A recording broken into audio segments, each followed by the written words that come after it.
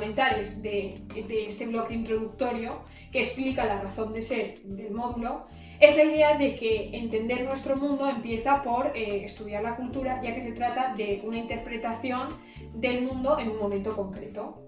Bueno, y también por eso hoy estamos aquí para reflexionar un poco acerca de algunas de las cosas que más interesantes nos han parecido del módulo.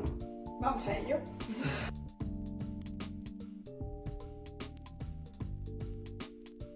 Ortega y Gasset dice que cuando desaparecen las convicciones colectivas sobre las que vivíamos, entramos en un periodo de crisis, como pasó con el paso de la modernidad a la posmodernidad. ¿Esto es bueno?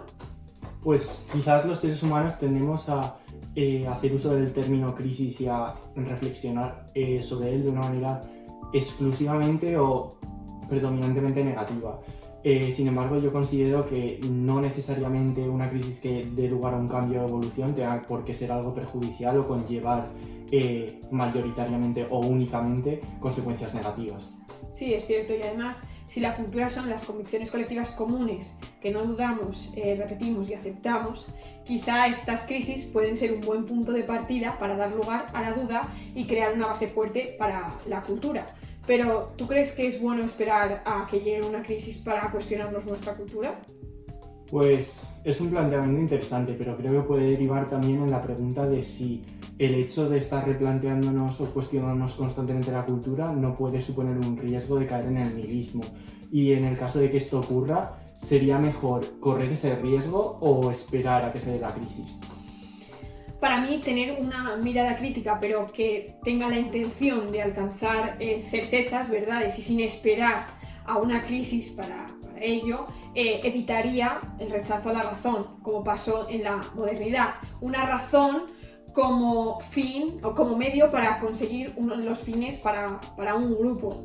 Entonces, evitaríamos llegar a ese escepticismo radical, a un nihilismo generalizado fruto del descontento.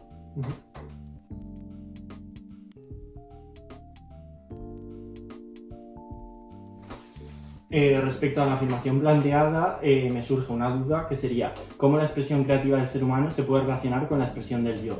Es decir, entiendo el planteamiento de que al fin y al cabo se trata de una visión de la realidad y de una interpretación personal del individuo, puesto que cualquier expresión artística o cultural al final es una expresión de la vida o del pensamiento del individuo creador, pero esto le representa como persona, es decir, pongámonos en el supuesto de que el autor o el artista a la hora de hacer una expresión cultural o artística se imagina una situación hipotética que no le representa como persona y que nada tiene que ver con su vida, entonces en ese caso seguiría siendo una expresión del yo a pesar de que no le representa como persona, es decir, ¿a qué le damos más importancia? ¿A que sea un producto de su imaginación o a que la situación le represente o no?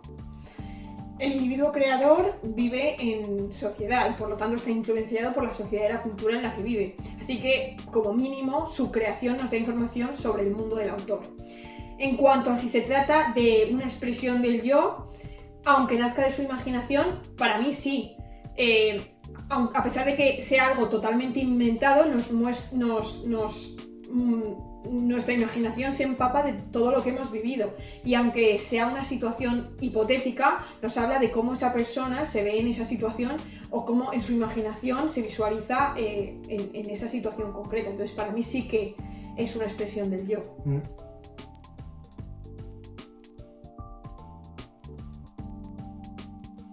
Como hemos visto en el caso de la fuente de Duchamp y como hemos estudiado en los apuntes, el autor elige un objeto y considera que tiene la suficiente entidad para hacer una obra de arte, reinterpretando su esencia y dándole un nuevo significado, creando así un nuevo pensamiento sobre ese objeto. Esto me parece un planteamiento muy interesante y además creo que también este tipo de arte está muy de moda actualmente, sobre todo impulsado probablemente por el auge de las redes sociales, porque quizás yo sería el primero que a la hora de hacer una foto para subir a Instagram, por ejemplo, se la haría antes a uno de estos objetos cuyo significado ha sido reinterpretado que quizás a una obra de arte al uso o un cuadro al uso. Me parece interesante el planteamiento, pero para mí la pregunta real es si eso es arte solamente porque el autor tenga una intención de creación artística, ¿puede ser considerado su creación arte? Al fin y al cabo es una expresión creativa y está es una interpretación del mundo del autor, aunque el proceso creativo sea distinto, que en este caso partiría de la creación de una idea, de una nueva idea o concepto para el objeto en vez de la creación de cero del objeto. Entonces yo creo que ya simplemente la imaginación de esa idea o de ese nuevo concepto formaría parte de una creación. Y además considero que cualquier persona puede hacer una expresión artística y por lo tanto cualquier persona está capacitada para hacer arte. Pero entonces el único factor que determina que una obra se considere o no arte es la intención creativa del autor, o entrarían otros factores como por ejemplo la trascendencia que tenga en el ambiente de creación de la obra, o no solo en el ambiente de creación sino también en momentos posteriores. En la obra de Duchamp lo vemos muy claramente. Hoy en día, 100 años después de su creación, seguimos hablando de esa obra y de la rebeldía y ese proceso rebelde que supone esa creación de la obra. Pues en mi opinión no considero que tenga que tener trascendencia para ser considerado arte. Quizás hay obras que ahora mismo no son tan conocidas del pasado, pero que en su momento sí que lo fueron, o quizás que nunca llegaron a ser conocidas. Por ejemplo, buscando un ejemplo así más aplicable a mi vida, yo, como ya sabes, bailo. Entonces, si yo hago una coreografía, que al final, por definición, es una expresión artística y es una expresión de mis sentimientos o de mis pensamientos, y después esa coreografía no la enseño al mundo, ni la grabo, ni se la enseño a nadie, seguiría siendo una expresión artística a pesar de que me la quede para mí, ¿no?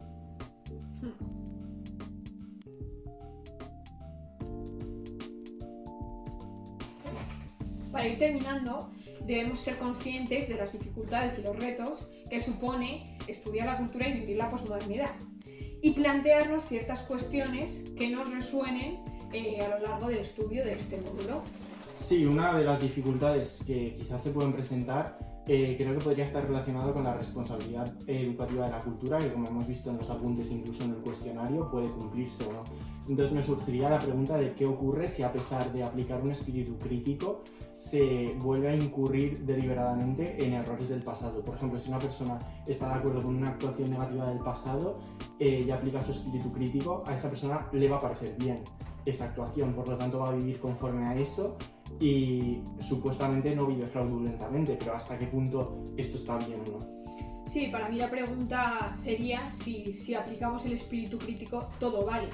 Y la dificultad radica en dónde o cómo poner esos límites y si es posible poner esos límites.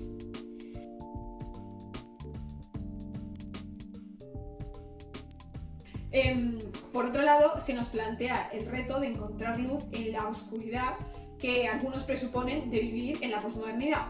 Para mí, la oscuridad solo se percibe si se tiene miedo al cambio. La dificultad en este caso quizás radica en no mantenerse en una posición estable por aceptar la cultura dominante, sino salirse como de las masas de la opinión popular y tener un espíritu crítico propio.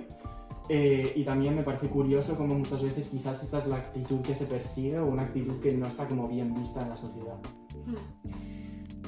Sí, para mí por ello lo que debemos de ser capaces de superar es ese miedo al cambio, a lo desconocido, y caminar algunas veces a contracorriente para dejar que la incertidumbre dé lugar a la creatividad y al descubrimiento de certezas.